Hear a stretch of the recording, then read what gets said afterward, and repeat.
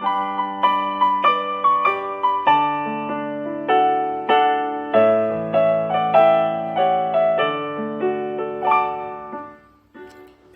pagi Bapak Ibu Saudara-saudara yang dikasihi oleh Tuhan Yesus Kristus. Berjumpa kembali bersama saya Pendeta Eka di dalam renungan firman Tuhan pada hari Jumat 4 Juni 2021. Kiranya sukacita dan damai sejahtera dari Tuhan kita Yesus Kristus menyertai kehidupan kita yang membawa kebahagiaan. Puji nama Tuhan. Sampailah kita pada pembacaan 2 Samuel pasal 23. Kita akan bersama-sama merenungkan pembacaan kita hari ini. Biarlah boleh menjadi berkat bagi kita sekalian. Mari kita berdoa. Tuhan Allah Bapa di surga, yang kami puja sembah di dalam Yesus Kristus, sungguh kami bersyukur kesempatan pagi hari ini boleh kembali datang pada Tuhan. Baik pembacaan firman Tuhan yang boleh kami baca dan juga perenungannya, Kau mampukan untuk kami dapat memahami apa yang Kau maksudkan, juga menolong kami untuk kami dapat terapkan dalam kehidupan kami setiap hari. Terpujilah nama-Mu Bapa, demi nama Tuhan Yesus kami berdoa. Amin. Bapak Ibu Saudara-saudara yang dikasihi oleh Tuhan, kalau secara umum orang menilai ketika kita punya keluarga, pekerjaan, kalau yang masih sekolah atau yang masih kuliah, itu menjadi hal yang dilihatnya membahagiakan.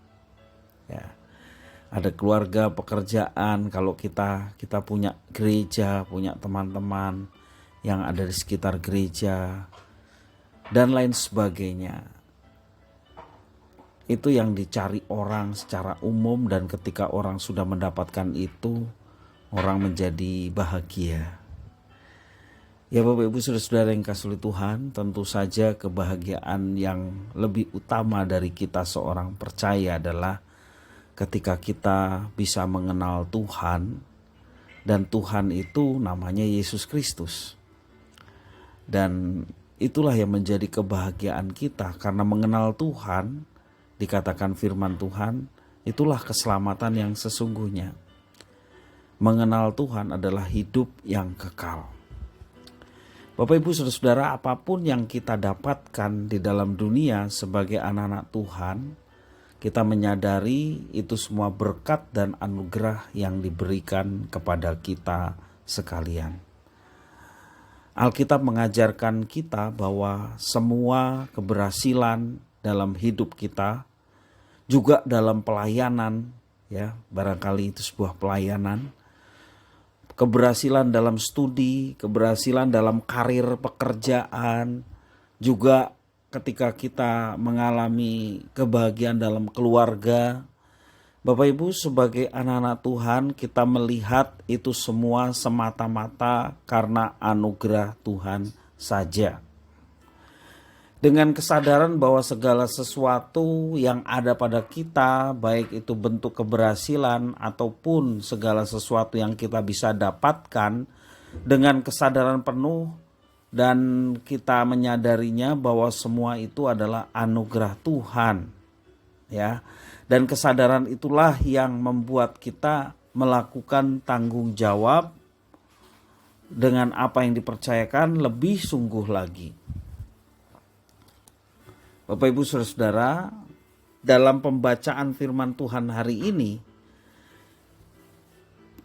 menceritakan bahwa kisah atau orang-orang yang ada di sekeliling Daud, dikatakan merekalah para pahlawan yang membuat Daud berhasil. Jika dibaca lebih lanjut, seolah kisah-kisah ini menggambarkan betapa gagah beraninya orang-orang yang ada di sekeliling Daud. Mereka adalah para panglima pasukan elit yang berjumlah 30 pasukan, yang terkenal dengan nama pasukan 30 atau Tridasawira. Di antara 30 pasukan Tridasawira, ada juga pasukan elit yang sangat disegani yang dikenal dengan nama Triwira.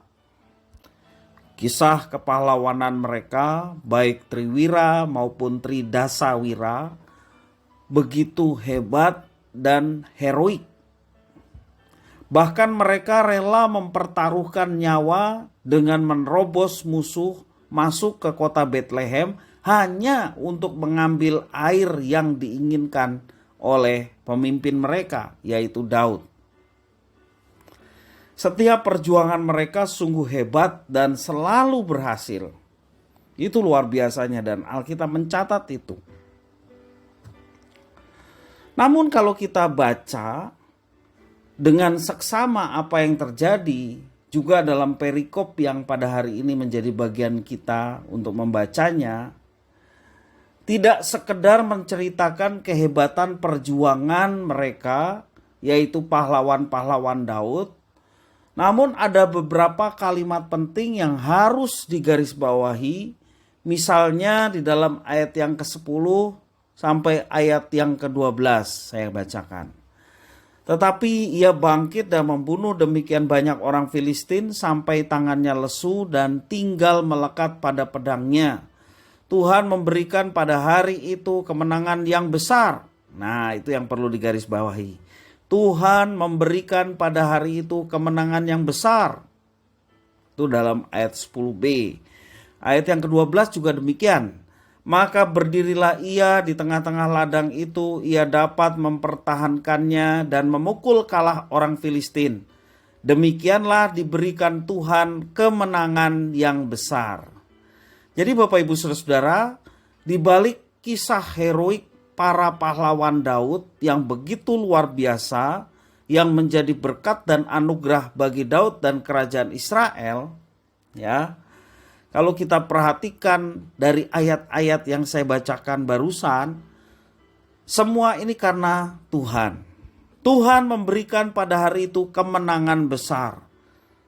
Demikian diberikan Tuhan kemenangan yang besar.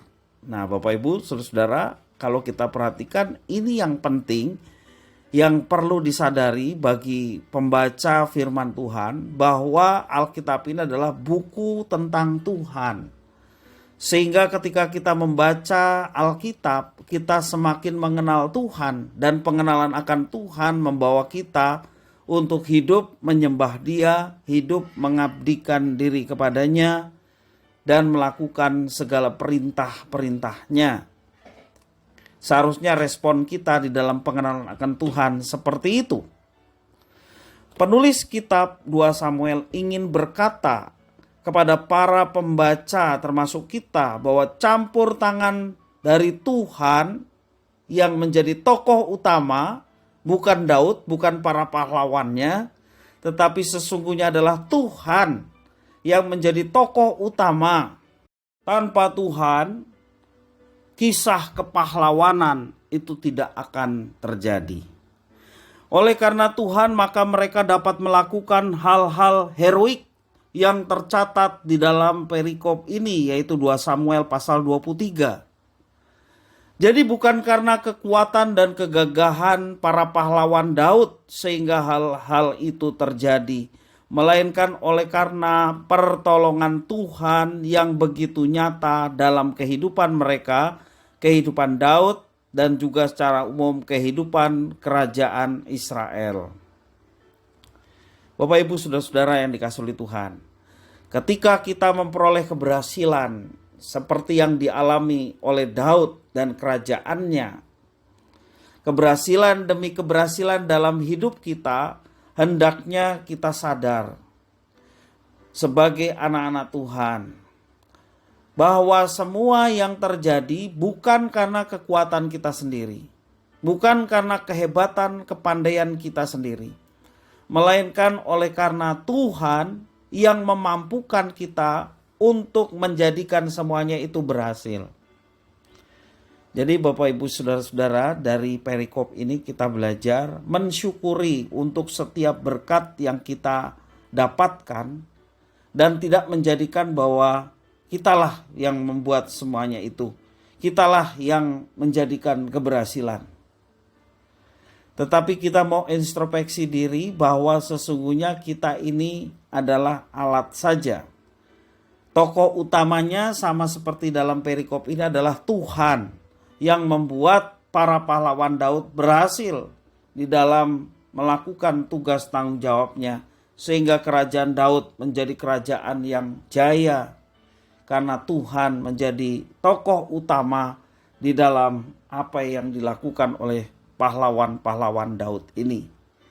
Demikian juga kita, bahwa segala sesuatu yang kita dapatkan, kita peroleh, termasuk keberhasilan kita, semua itu karena anugerah Tuhan.